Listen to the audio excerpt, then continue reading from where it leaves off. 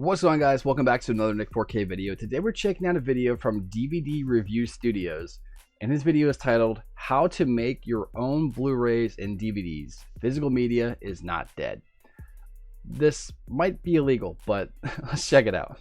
Going to be doing a deep dive into the world of creating your own custom-made Blu-rays and DVDs. Now, why would you want to do this? Well, if you're a physical media collector, you can't argue with that tangible feeling of owning the media that you care about. And I have shared my thoughts and opinions many times on the channel when it comes to collecting DVDs and Blu-rays, especially in the age of streaming. Arguably, there is still a marketplace for physical media, but some studios do disagree, just outright refusing to release certain TV shows and movies, or they just simply don't care to release their stuff onto a physical format that you can own. Remember that ownership is power, where you're the one in control. If you own the content that you consume, it cannot be altered by censorship or taken away from you. Detailing how to approach creating your own customized Blu-rays and DVDs, I'll split this video up into sections where we shall be talking about product recommendations such as authoring software and certain pieces of equipment that you will require, along with providing just a general loose kind of tutorial. By all means, feel free to hop around at the time codes I've placed in the description. Oh wow, he's really going in. Being patient and just bearing with me. As always, it is very much appreciated. I think it goes without saying, but you will need access to a computer capable of burning discs and creating artwork. Otherwise, this whole project is a non-starter, but getting more specific, the computer will need a disk drive, the standard being just a DVD drive. You'd be surprised though, most machines nowadays don't actually come with a disk drive installed, but you can grab an external drive that will connect via USB that will play and burn discs. And depending on what you're looking to make, DVD drives are the cheapest and will also run CDs. Alternatively, if you're looking to go all in, I'd recommend grabbing an external Blu-ray drive. These are expensive, but if this is something you want to do properly, it's definitely worth investing in something like this, in my opinion. Of course, you're going to need some blank discs to burn your media onto, and there's no real specific ones required or any brand names I'd specifically go for. Just make sure that whatever you're buying is suitable for whatever it is you're looking to create. It's worth checking the storage capacity on the disc to make sure it'll fit the media you are looking to burn. Check the write speed as well. A higher writing speed will mean the disc will burn much quicker, and it's also worth noting about rewritable discs and how some of these can be formatted and then written onto again. But you'll need discs that say RW on them, meaning rewritable. Otherwise, most blank discs are a one-shot burning process. If you make a mistake, you can't edit the disc itself, just destroy it and start again, essentially. I didn't know that was a thing. This takes me to another extremely important part of the process. What authoring software do I use for creating DVDs and Blu-rays?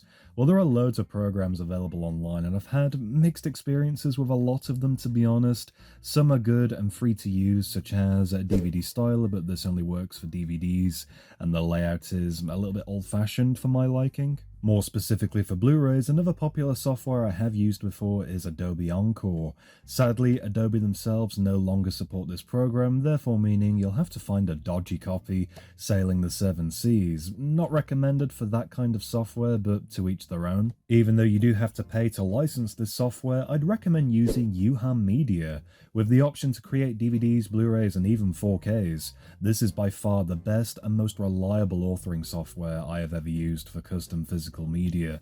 The interface is straightforward with an easy to understand drag and drop layout.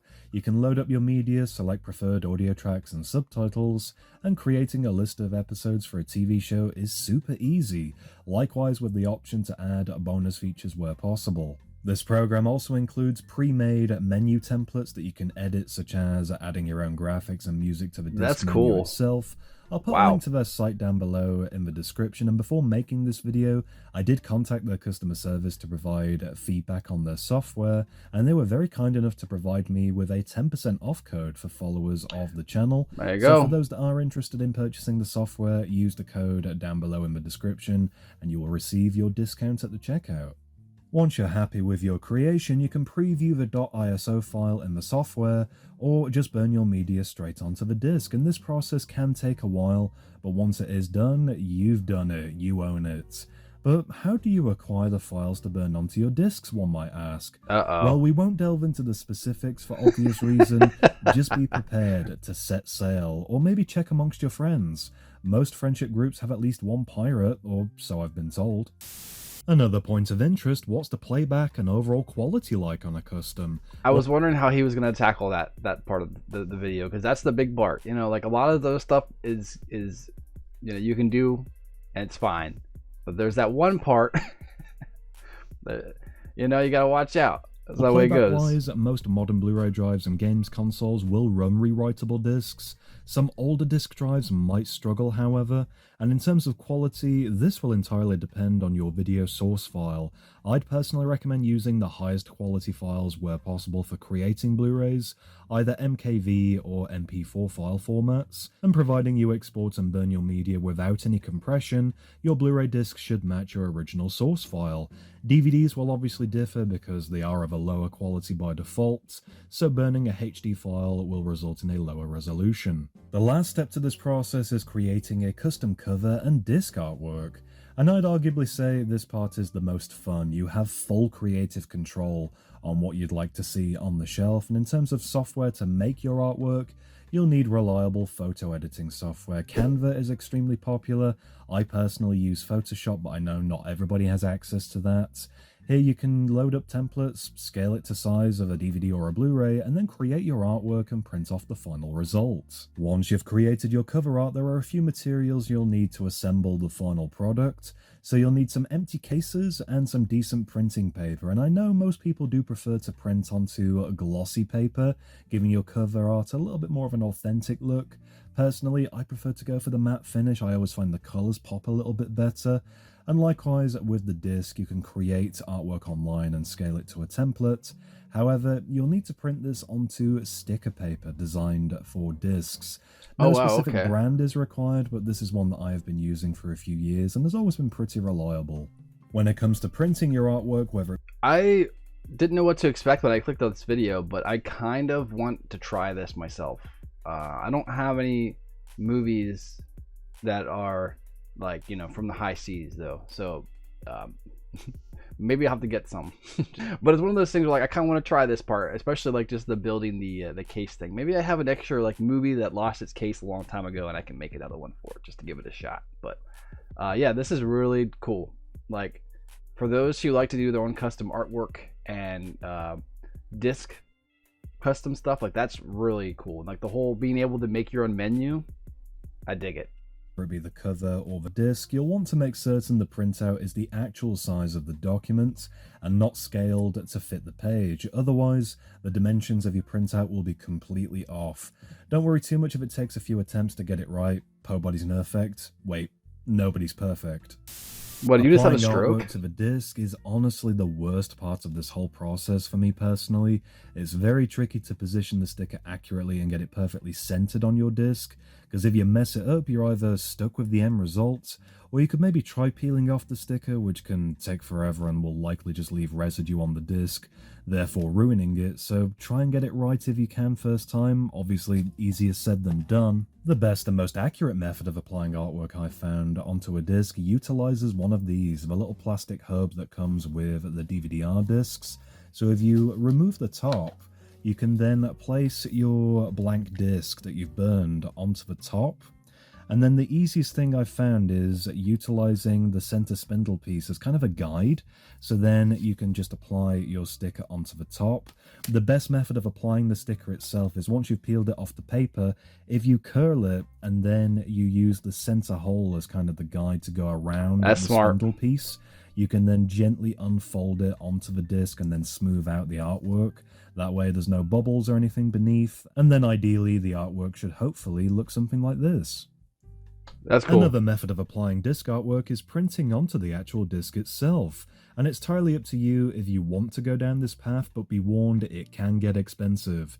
Disc printers are ideally designed for mass production, not hobbyist one-off creations, but it is an option you could explore and would definitely show your dedication. I know some people may have concerns about labels coming unstuck over time. I've personally never had that problem, but that may depend on what brand of stickers you're buying, something to bear in mind at the very least. For those who are curious and wanting to give making some custom cover art a try, I've linked my Patreon down below in the description, and you'll find a public post available to everybody where you can download cover art templates, and these are the ones that I've used for making DVDs, Blu-rays, and custom discs. Cool. So you've burnt the disc, made the artwork, and assembled the final product, and there you go. A completely custom piece of physical media for your collection. Sadly, this is not an easy process, but like with most things, practice does make perfect. You'll improve over time, and making my own physical media has been a fun hobby to preserve movies and shows that will likely never receive a proper release. Anyway, that's going to do it for this discussion video, Cool. and I guess loose tutorial going over how I make my own custom-made Blu-rays and DVDs. I hope you did enjoy. Again, huge shout out to UHAM Media, Mike specifically on their customer service team, for very kindly providing the 10% off code. If you're looking to get into authoring your own DVDs, Blu-rays, and even 4K discs, their software is phenomenal. I would highly recommend using it, and use the code down below in the description for 10% off your order. For more videos like this in the future, please do leave me a like down below. Let me know in the comments, by all means, if you have any questions about this process, or if you'd like to maybe see me create a more in-depth series showing how to make using it, and use the code down below in the description for 10% off your order. Wow, definitely a very intriguing video. Good, solid, informational video. I knew you could do this stuff. I just kind of thought it was a little harder, right? Like, doing the whole process, it sounds like it's harder, but really it is just having a printer, getting specific paper, and having a disk drive, and that's like kind of it, right? Oh, and of course the softwares, but it's one of those things where like that's relatively simple. Like back, like even just like 5 years ago, this would have been way harder to do. It's cool to see with like digital slowly taking over and physical dying, as they like to say. It's cool to see people figuring out ways to keep physical going, and I dig it. I think it's really solid. And it's one of those things where like, hey, if the companies would have just made a physical version of that, they'd be making money off of it too. So I dig this for sure. If you guys are thinking about picking up that software for yourself, use my link in the description to go to his video, and he has the link to that code in his description. So definitely check it out. Leave him a like, subscribe. Great video. Thanks again for watching, guys. Make sure to like, subscribe, to notifications for more videos. And until next time, I'll catch you later. Peace.